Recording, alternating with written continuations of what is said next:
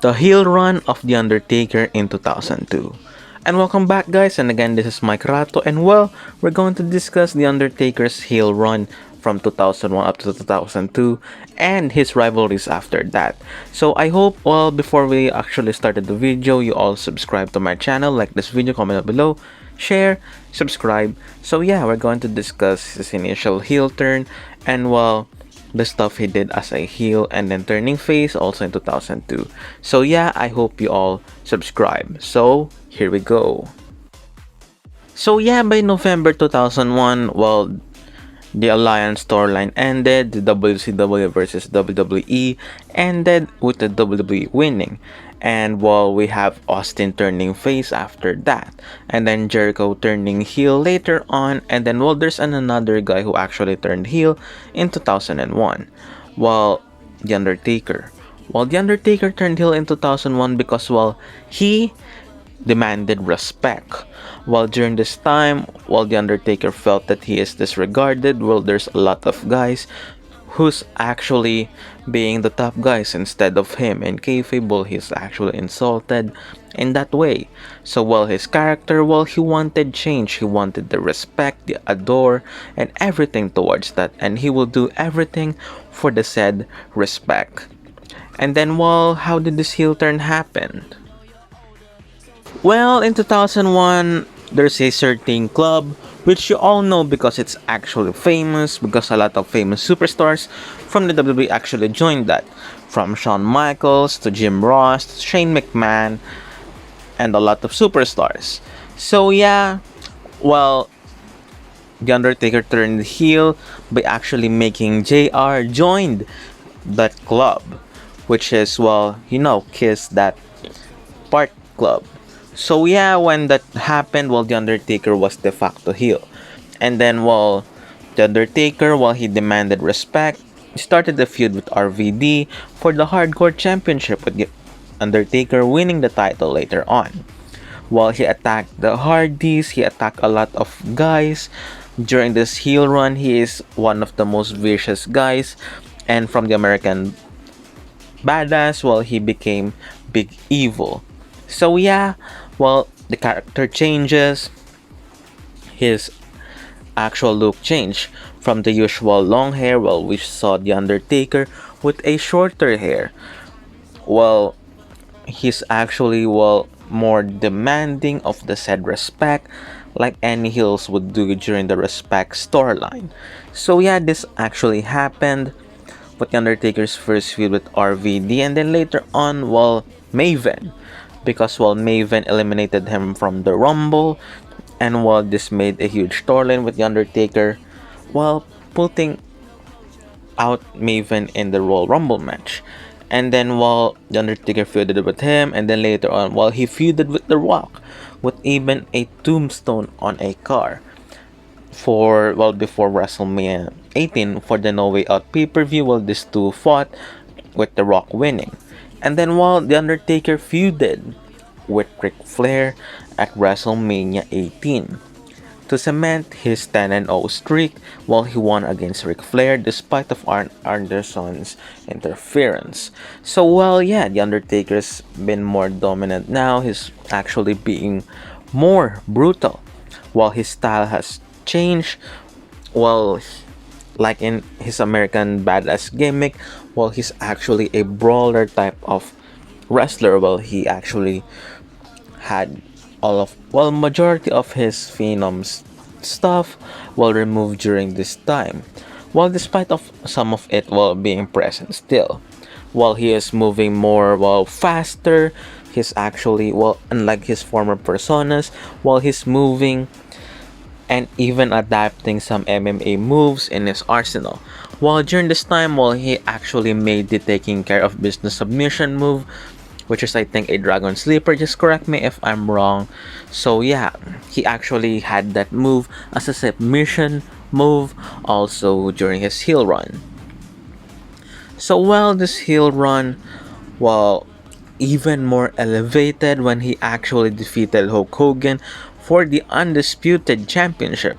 Well, because, he actually feuded with Triple H with the title before, but because, Hulk Hogan got for the contendership first. So The Undertaker feuded also with Triple H, costing Triple H his title. When The Undertaker feuded with Hogan, well, we see one of the most, well, when The Undertaker dragged Hulk Hogan from his motorcycle, running it through the arena, going out, and then while bumping it on a lot of equipment. So yeah, we have that version of The Undertaker. But yeah, of course, The Undertaker won the title from Hogan. So yeah, it's actually a feud before in 1991, and well, it was revived again in 2002, with The Undertaker having a new persona compared to his 1991 self. So well, The Undertaker defeated Hulk Hogan. What's next for him? Well, he is the undisputed champion. He feuded with Triple H. And then later on, well, we saw also Jeff Hardy contending for the undisputed championship. So yeah, Jeff Hardy is being also over in 2002, which, well, The Undertaker has been involved with the Hardy Boys from 2001 and 2002. So yeah, and then, well, they have this ladder match which is actually memorable. So yeah, that's the time what JR is actually saying, make yourself famous, kid, or something like that, during their match, the undisputed championship match. But all of this title run, well, it actually ended when The Rock returned in 2002, and well, he won the undisputed championship from The Undertaker, also setting up his feud for Brock Lesnar later on. For The Undertaker, well, he turned face after this one. He actually lost the title, where there's actually teases from the Hardy match. So yeah, The Undertaker turned face before, well, the over half of the 2002.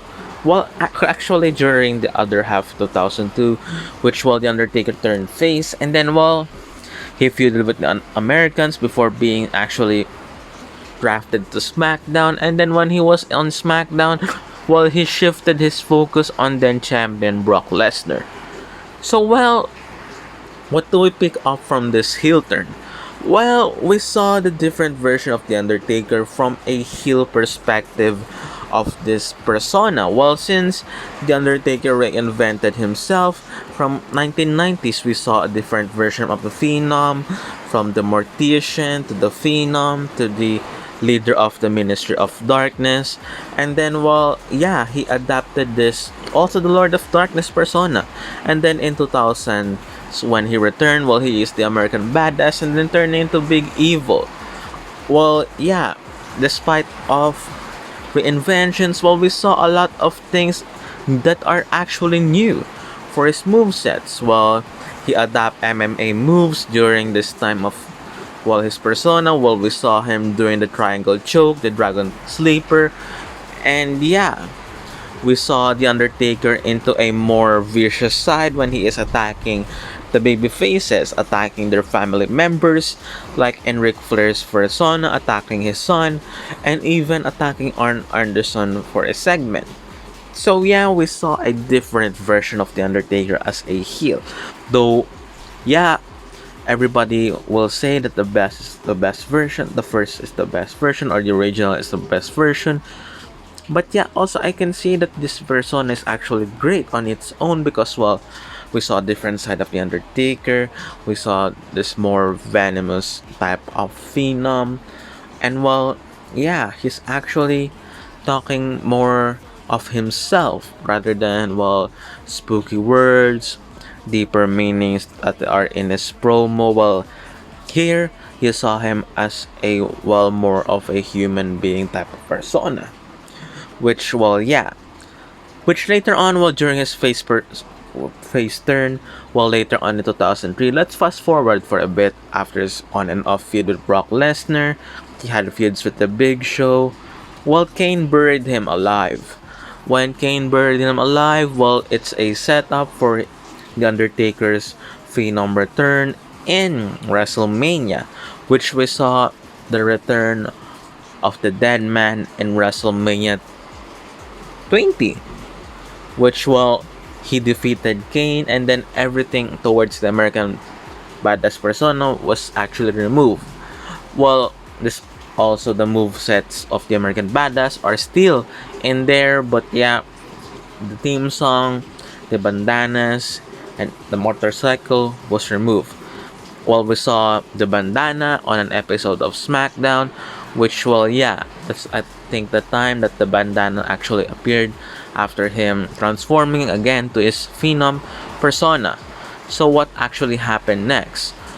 Well, The Undertaker returned to this, well, big evil American badass Undertaker, Phenom, Deadman gimmick at his final match at WrestleMania 36, which is actually a great send off for his character. So yeah, that's our video for today. I hope you all subscribe, like, comment down below, share, and again I apologize for the audio. So yeah, subscribe for more videos, and again this is Mikeratto, and everyone, peace.